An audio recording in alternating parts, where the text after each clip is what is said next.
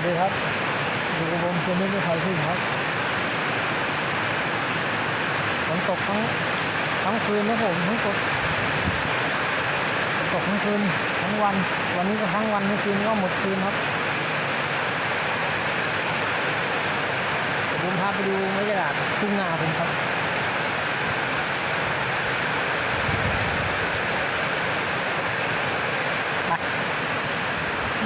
ว่าน้ำเยอะแค่ไหนแล้ว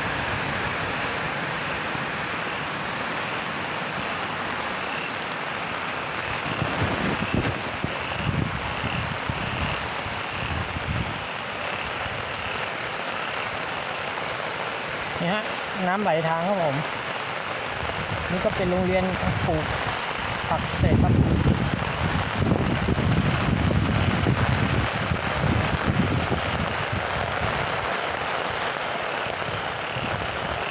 มันก็เป็นหญ้าครับผมหน้าฝนหญ้าเกิดดีครับเพราะว่ามันได้กินน้ำเกิดเร็วครับผมโตเร็วมาก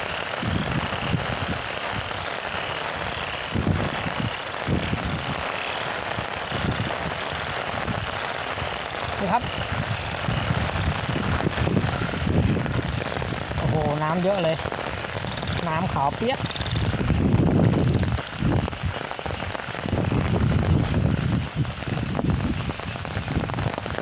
เมื่อวานตัดไปหญ้าครับเมื่อวานตัดไปข้าวขอโทษทีครับตัดไปข้าววันเดียวเสร็จตอนดึกประมาณเที่ยงคืนครับผมฝนตกครับตกทั้งคืนก็ยังไม่หยุดเช้ามาก็ตกอีกครับผมวันนี้ก็ตกทั้งวันครับนี่ครับผมตัดไปเมื่อวานนี่ครับใบข้าวน้ำก็เยอะพอสมควรครับโอ้ลมแรงครับพายุเข้าครับผมเห็นบอกว่าพายุลูกนี้มาจากเวียดนามหรือเปล่าไม่รู้นะผมดูข่าวเมื่อเช้านี้ในโทรศัพท์หมดแรงครับหมดแรงผมว่าจะพาไปดูเดี๋ยวผมพาไปดูนาอีกไร่ครับ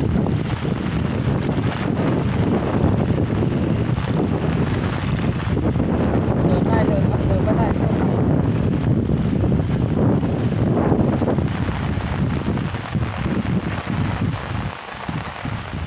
น้ำก็จะล้นกันแท้แล้วครับเหลืออยู่แค่คืบเดียวครับล้นครับ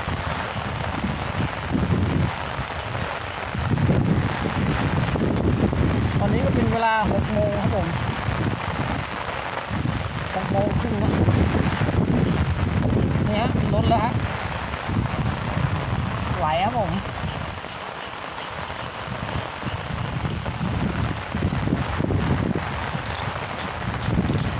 นี่ครับมองไม่เห็นต้นข้าวครับผมใบข้าวลอยครับมองไม่เห็นต้นข้าวแล้วนะใส่ปุ๋ยเป็นเมื่อวานวันก่อนครับตัดเมื่อวานกลางดึกประมาณเที่ยงคืนฝนตกทั้งคืนและทั้งวันน้ำก็เลยแบบนี้ครับใบข้าวลอยขึ้นครับ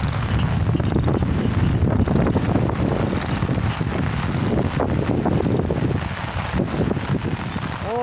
หนอ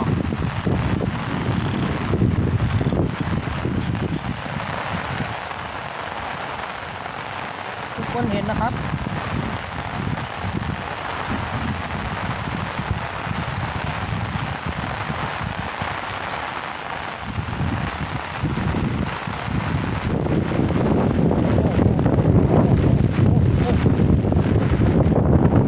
แรงมากครับผม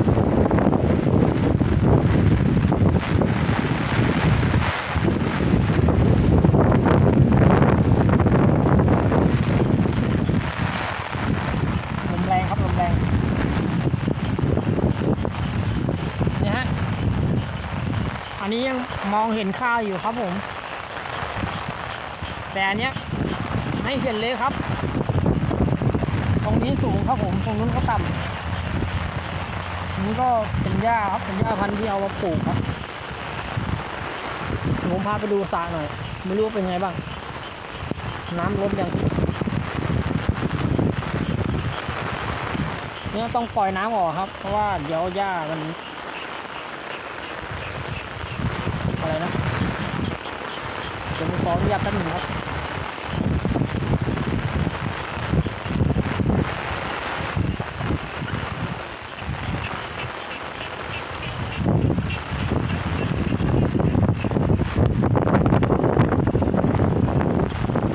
โอ้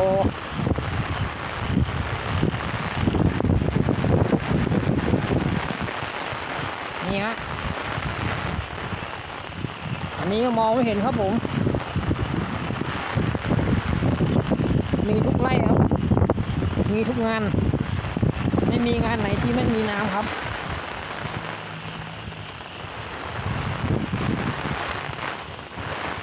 รถใครมาเหยียบอีกเดี๋ยวผมพาไปดูสระครับผม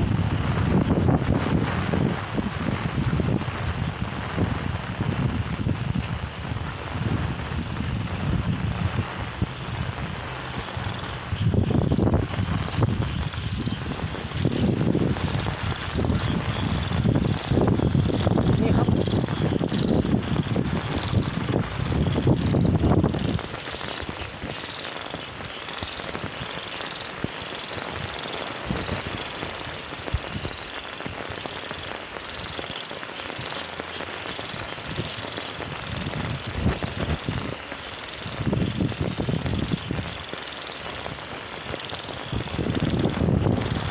มืดครับผม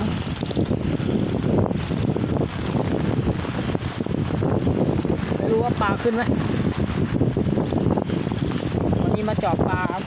ปลามันขึ้นครับผมวันนี้ก็มีปลาบืนเนาะ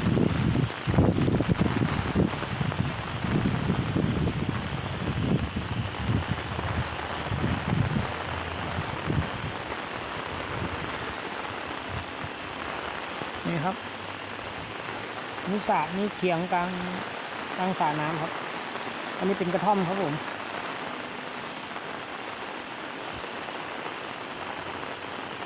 มองไม่เห็นแล้วใบข้าวผมตัดเมื่อวาน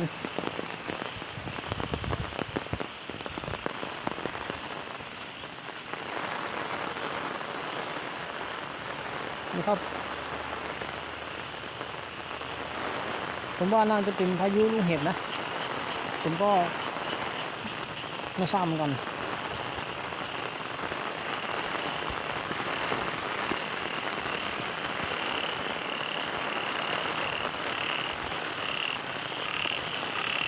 ลองเดินกลับครับ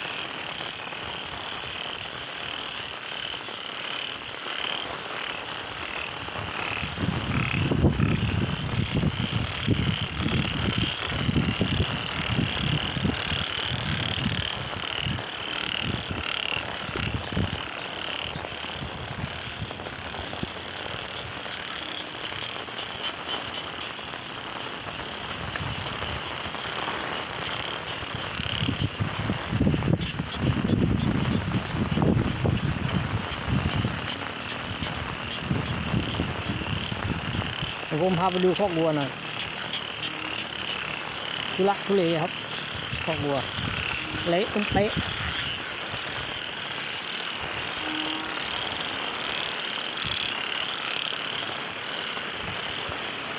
นี่ครับไม่เหลืออะไรครับคอกวัวผมวัวต้องมานอนอยู่ข้างบนนี้ครับแต่ผมก็ไม่ได้ทำความสะอาดให้นะ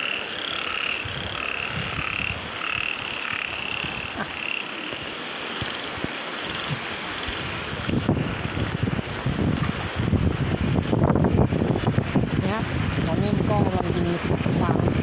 เอาฟางรอบค่ำครับ